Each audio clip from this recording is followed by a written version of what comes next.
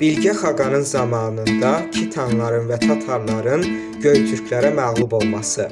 Bu videoda sizlərə o tarixi hadisə haqqında qısaca məlumat verməyə çalışacağam. Vəzir Tonyukuk və qəhrəmanlar qəhrəmanı Külteqinin vəfatından sonra Çinlilər Göytürklərin daxilində parçalanma salmaq məqsədi ilə bəzi cəhdlərə baş vurdular. Çin imperatoru elçilərini Göytürklərin hakimiyyəti altında yaşayan Kitanların və Tatarların yanına göndərərək onların üsyan qaldırmağa sövq etdi. İmperatorun elçisi onların baş bilənlərinə bildirmişdi ki, Tonyukuk və Külteqin öləndən sonra türklər zəifləyiblər və onları məğlub etmək çətin olmayacaq.